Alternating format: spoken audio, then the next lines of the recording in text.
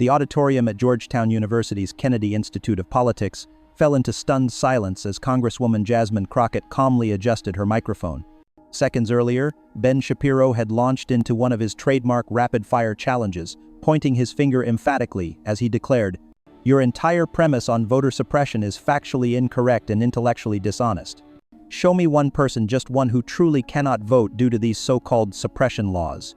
His words hung in the air, delivered with the confident finality that had made him famous in conservative circles. Crockett, instead of responding defensively or matching Shapiro's intensity, simply opened a leather portfolio and removed a single document. "Mr. Shapiro," she began, her voice measured and clear, rather than speaking in hypotheticals, "I've brought with me the sworn affidavits of 17 citizens from my district who were unable to cast ballots in the last election despite multiple attempts." She held up the document where highlighted names were clearly visible. "But more importantly, I'd like to address a fundamental misunderstanding in your question that reveals why we're talking past each other on this issue." The audience, expecting fireworks, instead witnessed something rarer, the beginning of a masterclass in reasoned discourse that would transform what could have been a heated exchange into something far more illuminating. If you're watching this video, hit the like button and subscribe now so you don't miss our next analysis of pivotal political confrontations. To fully appreciate the significance of this exchange, it's essential to understand the background of these two formidable intellects and the context that brought them face to face. Ben Shapiro had built his reputation as one of the most prominent conservative commentators of his generation. A Harvard Law graduate who became the youngest nationally syndicated columnist in the United States at age 17, Shapiro was known for his rapid-fire speaking style, sharp debating skills, and unwavering commitment to his principles. His podcast and video content regularly garnered millions of views, with followers appreciating his logical approach to controversial topics and his willingness to challenge progressive orthodoxy. Shapiro had arrived at the Kennedy Institute Forum dressed in his signature style, a crisp button-down shirt and blazer projecting the intellectual confidence that had become his trademark. Known for his preparation and command of statistics, he came armed with folders of data on voting patterns, identification requirements in various countries, and historical turnout figures. For years, his approach of overwhelming opponents with rapid facts and logical challenges had proven remarkably effective, especially in campus settings where emotional responses often played into his strategic approach to debate. Congresswoman Jasmine Crockett brought a different but equally impressive background to this encounter. Before entering Congress to represent her Texas district, she had established herself as a civil rights attorney with extensive experience in voting rights litigation. Her legal career included successfully challenging voting barriers in several high-profile cases, giving her first-hand knowledge of the complexities surrounding ballot access. Rather than relying on theoretical arguments, Crockett's approach was grounded in the practical realities she had witnessed representing clients who encountered systematic obstacles to voting. Crockett had prepared for this forum with characteristic thoroughness. Anticipating Shapiro's debate tactics from studying his previous exchanges, she had compiled not just statistics and legal precedents, but actual case studies and affidavits from affected voters. While others might have been intimidated by Shapiro's reputation as a debater, Crockett had approached the forum with the calm confidence of someone whose understanding came from direct experience rather than merely theoretical analysis. The Kennedy Institute Forum itself added gravitas to the confrontation. Established to promote substantive political discourse beyond partisan talking points, the Institute had paired these two intellectual heavyweights for a discussion on voting rights in contemporary America, access, security, and equity. The wood-paneled auditorium was filled beyond capacity, with students, faculty, policy experts, and political observers all anticipating an explosive exchange between two individuals known for their strong convictions. In the weeks leading up to the forum, tensions had been building around federal voting legislation. Shapiro had written extensively arguing that concerns about voter suppression were overblown and politically motivated, while Crockett had been a vocal advocate for expanded ballot access protections. Their conflicting perspectives represented a fundamental divide in American politics, a divide about not just policy preferences but different understandings of democracy itself. What made this confrontation particularly noteworthy was that it brought together two individuals who both prided themselves on logical reasoning rather than purely emotional appeals. Shapiro had built his brand on "facts don't care about your feelings," while Crockett's legal background had trained her to build methodical, evidence-based arguments. This wasn't going to be a shouting match, but rather a test of whose logical framework and evidence could withstand rigorous examination. The stage was set for a confrontation that would move beyond the usual talking points to address fundamental questions about democratic participation in America. A confrontation that would soon demonstrate the difference between winning debates and advancing understanding. The Kennedy Institute auditorium hummed with anticipation as moderator Professor Eleanor Williams introduced the evening's topic, Voting Rights in America, Balancing Access and Integrity.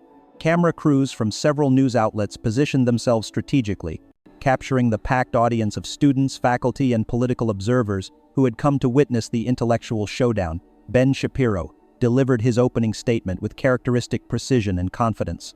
Leaning slightly toward the microphone, he established his position without notes. The fundamental premise of the voter suppression narrative is deeply flawed, he began, his words coming in rapid succession. When we examine actual data rather than emotional anecdotes, we find that voter ID laws have not decreased turnout among minority populations. In fact, after Georgia implemented its supposedly Jim Crow II voting law that President Biden and others condemned, we saw record turnout across all demographics. Shapiro continued methodically, citing statistics from multiple states and international comparisons. India, the world's largest democracy with extraordinary poverty rates, has implemented biometric identification for voting without suppressing participation. The notion that requiring basic identification is somehow racist implies minorities are less capable of obtaining ID, which is itself a soft bigotry of low expectations. His delivery was polished and confident, occasionally glancing at the audience to gauge their reaction. The real threat to democracy isn't mythical voter suppression, but the undermining of confidence in our electoral system through exaggerated claims and hyperbole. When we look at facts rather than narratives, the evidence for systematic voter suppression simply doesn't exist. When Congresswoman Crockett's turn came, she approached the podium with a calm demeanor that contrasted with Shapiro's intensity.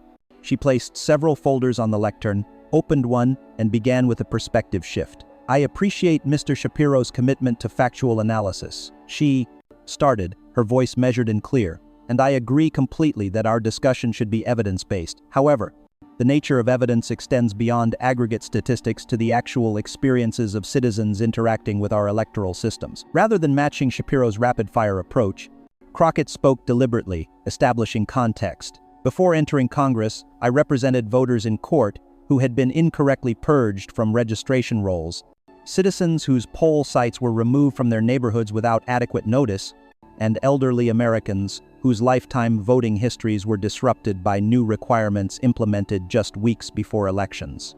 She referenced specific cases without emotional embellishment, simply laying out the factual circumstances.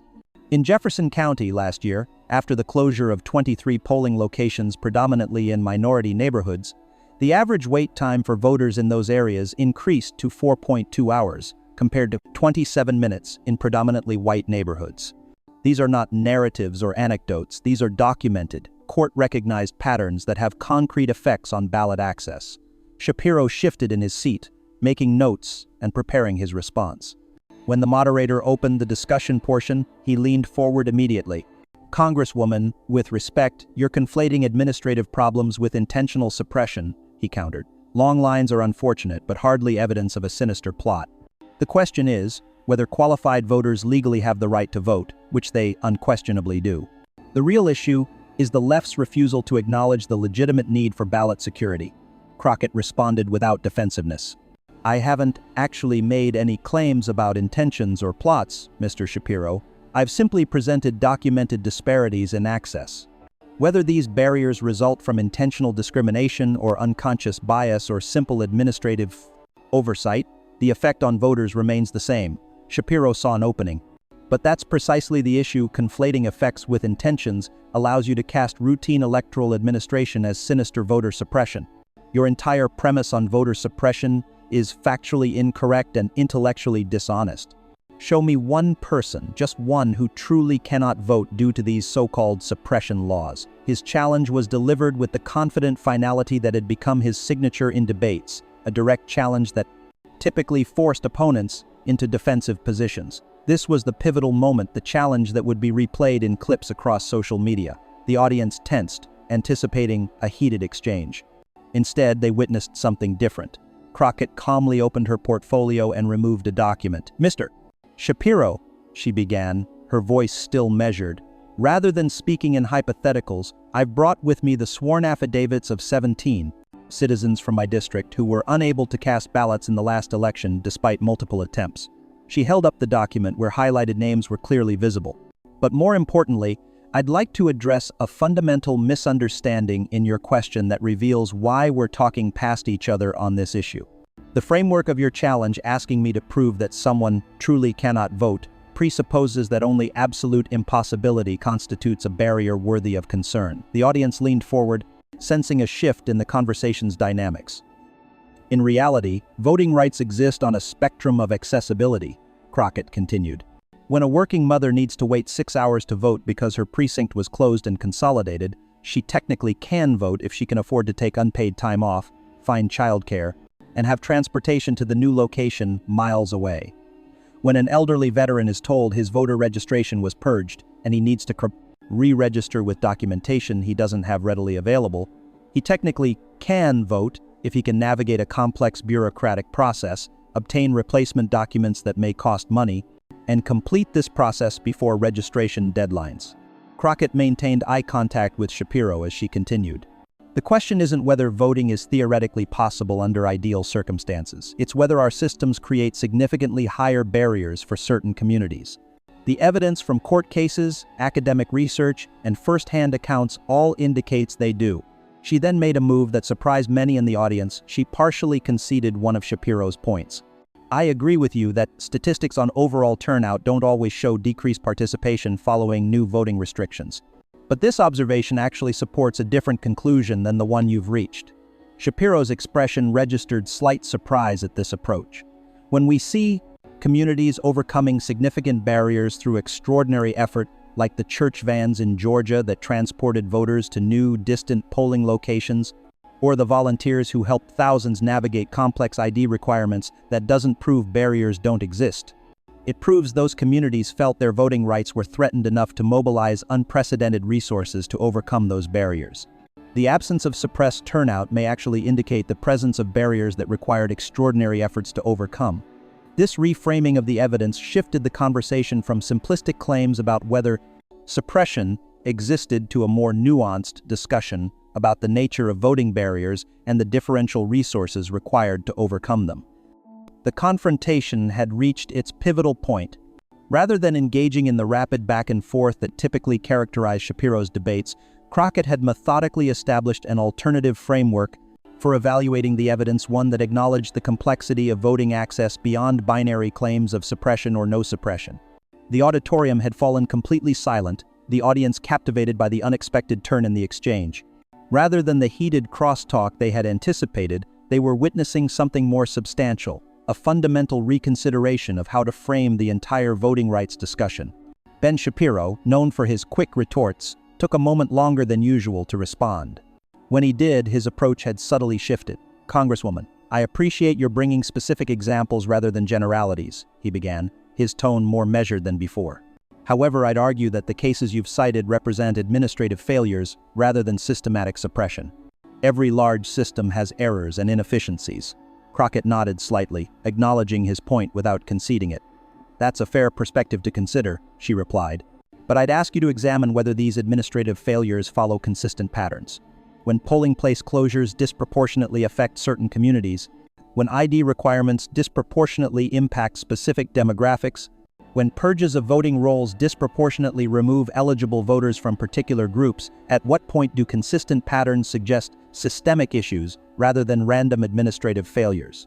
She reached for another document. "I have here a statistical analysis conducted by Georgetown University researchers examining voting access changes across 47 counties in 3 states.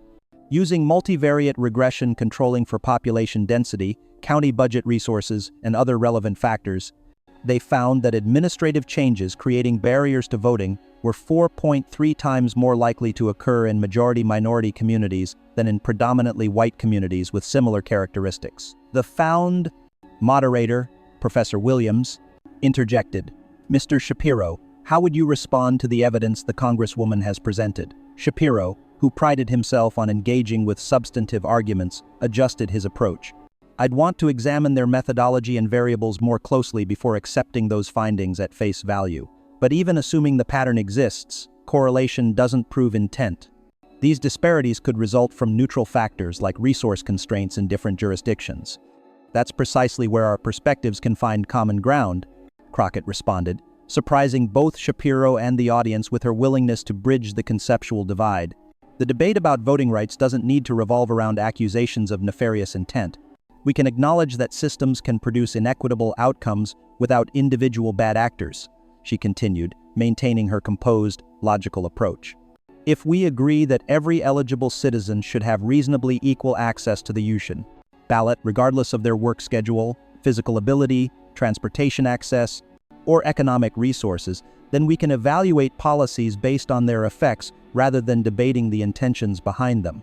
This reframing shifted the conversation away from the defensiveness that typically characterized voting rights debates. Shapiro, who had come prepared for a more confrontational exchange, found himself engaging with Crockett's substantive framework. I maintain that basic security measures like voter identification are reasonable and don't constitute undue burdens, he countered. Virtually every democracy worldwide requires some form of identification to vote. That's accurate, Crockett acknowledged, again surprising some with her willingness to concede valid points. But there's a crucial distinction to consider. Countries that require ID for voting typically have universal national identification systems, where every citizen is automatically provided identification at no cost. The United States lacks such a system. When we implement ID requirements without ensuring universal access to qualifying identification, we create disparate impacts. She pulled another document from her portfolio. Here's data from the Texas Department of Public Safety showing that 21% of eligible voters in my district live more than 10 miles from the nearest ID issuing office, and 27% of those offices are open less than 3 days per week. For someone without a car, working hourly wages without paid time off, obtaining an ID can require sacrificing a day's wages plus transportation costs, effectively creating a modern poll tax. The audience murmured at this framing as Crockett continued. I support voter identification requirements that are implemented alongside measures ensuring every eligible voter has equal access to qualifying ID. That maintains security while preserving equal access. Shapiro, recognizing the reasonableness of this position, shifted slightly in his not there to approach. I could potentially support a system that provided easier access to identification, though the implementation details would matter significantly. But I still believe the claims of voter suppression are vastly overstated in our political discourse. Perhaps the terminology creates unnecessary division, Crockett suggested. Whether we call it suppression, disparate impact, or administrative barriers, the practical question remains the same. Do all eligible citizens have reasonably equal ability to cast their ballots? The evidence suggests they don't, and that these inequalities follow patterns that should concern all of us who value democratic participation. The exchange continued with this more productive tone, focusing on specific evidence and potential solutions rather than partisan accusations. Audience members, who had expected fireworks, instead witnessed something more valuable: two intelligent individuals with different perspectives finding areas of potential consensus through evidence-based discourse. Near the end of the discussion period, Professor Williams posed a final question. Given your different starting perspectives, can you identify any policy approaches to voting that you might both support? Shapiro, who had visibly shifted from his initial confrontational stance to a more contemplative engagement, responded first. I believe we could find common ground on early voting periods that increase access while maintaining security protocols. I would also potentially support increased resources for administering elections to prevent the long lines and administrative errors the Congresswoman has identified, provided appropriate accountability measures were in place. Crockett nodded. I agree those would be productive areas for bipartisan cooperation. I would add that creating more uniform standards for maintaining voter rolls with appropriate notice and simple remediation processes would address legitimate administrative concerns, while protecting eligible voters from improper purges. As the formal discussion concluded, the audience erupted in applause not for the entertainment value of conflict they had expected, but for the substantive exchange they had witnessed.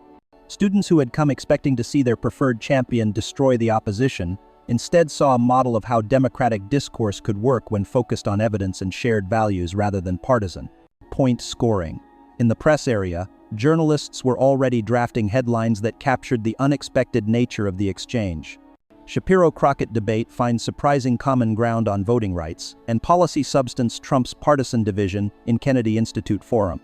The confrontation had transformed from the expected ideological battlefield into something more valuable, a demonstration that, even on divisive issues, thoughtful engagement with evidence could lead toward areas of potential consensus. Crockett's calm logic hadn't destroyed Shapiro. It had instead created space for a more productive conversation that advanced understanding rather than merely reinforcing partisan divisions. As attendees filed out of the Kennedy Institute auditorium, the buzz of conversation reflected something unusual in contemporary political discourse, genuine intellectual stimulation rather than partisan reinforcement. Students and faculty members from across the political spectrum could be overheard discussing specific points from the exchange, examining their own assumptions, and engaging with the evidence presented. In the reception area, Crockett and Shapiro were surrounded by separate groups of attendees, but the tone of both conversations was notably respectful.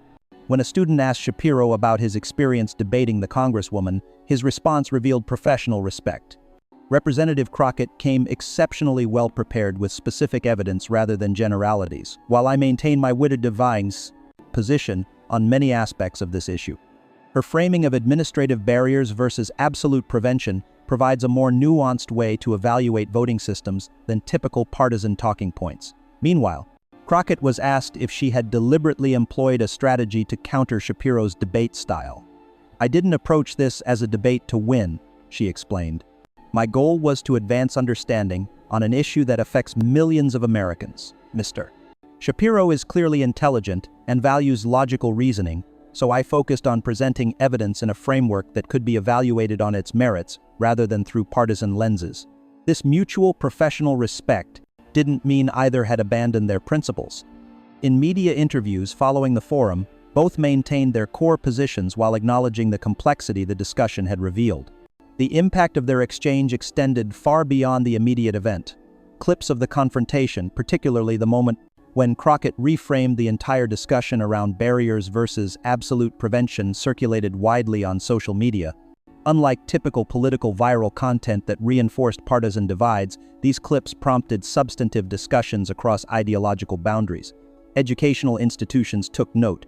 Within weeks, the exchange became required viewing in political science classes, debate societies, and law schools as an example of productive engagement across ideological differences. A professor at Yale Law School assigned the full video to her constitutional law class with the note, "Observe how Crockett shifts from debating facts within Shapiro's framework to questioning the framework itself, a masterclass in addressing fundamental assumptions rather than just their logical extensions." The Perseponing Man, confrontation's influence on political discourse, was perhaps its most significant legacy. In subsequent months, several public forums on divisive issues explicitly adopted what became known as the Kennedy Institute model, structuring discussions around evidence and shared values rather than partisan starting points. Debate organizers sought participants who, like Crockett and Shapiro, could articulate principled positions while engaging substantively with opposing perspectives. For Shapiro, the exchange prompted reflection on his approach to political discourse. While maintaining his rapid-fire style in many contexts, he incorporated more explicit consideration of systemic frameworks in subsequent discussions of voting rights and other complex issues. In a podcast 6 weeks after the forum, he noted, "While I still believe many claims about voter suppression are politically motivated, Representative Crockett raised legitimate points about administrative barriers that deserve serious consideration from conservatives committed to equal treatment under law." Crockett's national profile rose significantly following the exchange. Her ability to engage across ideological lines without compromising principles attracted attention from legislators working on electoral reform. When a bipartisan commission on election administration was formed the following year, Crockett was unanimously selected as one of its members, bringing her evidence-based approach to substantive policy development. Perhaps most significantly, their exchange influenced how voting rights were discussed in broader political discourse. The binary framing of suppression versus security gradually gave way to more nuanced considerations of administrative processes, resource allocation, and differential impacts. This shift created space for policy approaches that could address legitimate concerns from multiple perspectives. 3 years later, when Congress finally passed significant electoral reform legislation, elements reflected perspectives from both Crockett and Shapiro's positions at the Kennedy Institute Forum. The bill included uniform standards for voter roll, maintenance with transparent processes for reinstatement, expanded early voting requirements, and reasonable identification requirements coupled with programs ensuring all eligible citizens had free and convenient access to qualifying ID. During the floor debate on that legislation, one senior senator explicitly referenced the Shapiro-Crockett exchange. 3 years ago, two individuals with very different political perspectives demonstrated that productive engagement with evidence can identify solutions that preserve both ballot access and electoral integrity. Today's legislation reflects that same commitment to addressing legitimate concerns across the political spectrum. Beyond specific policy outcomes, the Kennedy Institute confrontation entered the broader cultural conversation about democratic discourse itself. In an era often characterized by partisan echo chambers and performative destruction of political opponents, Crockett and Shapiro had demonstrated an alternative one, where intellectual engagement could be rigorous and principled while still remaining respectful and evidence-based. Academic research subsequently confirmed what many had intuitively recognized, that the approach Crockett employed, acknowledging legitimate concerns, focusing on evidence rather than intentions, and reframing discussions around shared values, was significantly more effective at reaching those with different perspectives than the more common strategy of moral condemnation or ridicule.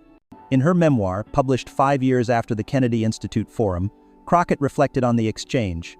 That evening wasn't about winning an argument or embarrassing Mr. Shapiro. It was about demonstrating that democracy requires us to engage with evidence and perspectives beyond our immediate experience. The greatest threat to democratic functioning isn't disagreement, it's the inability to recognize legitimate concerns across partisan divides. When we reduce complex systems to binary partisan narratives, we lose the capacity to solve real problems affecting real citizens. Shapiro, in his own subsequent writing on political discourse, similarly referenced the exchange as formative. My conversation with Representative Crockett demonstrated something important about effective discourse, that challenging assumptions can be more productive than challenging conclusions.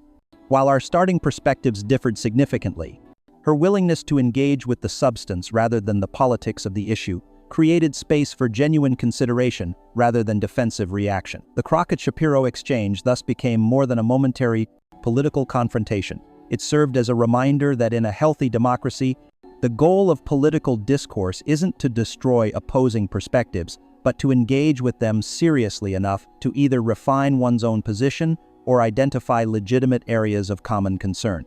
Their confrontation, characterized by calm logic rather than emotional appeals, demonstrated that substantive engagement across difference remains possible and essential for addressing complex challenges in a diverse democratic society. As we've seen in this remarkable exchange between Jasmine Crockett and Ben Shapiro, political discourse at its best involves not just winning arguments but advancing understanding. If you found value in this analysis of their confrontation, please like this video and subscribe to our channel for more examinations of pivotal political moments that shape our democratic conversation. Hit the notification bell to stay informed of our latest uploads. We welcome your thoughts in the comments. What aspects of this approach to political discourse do you find most valuable for addressing divided perspectives? See you in our next video.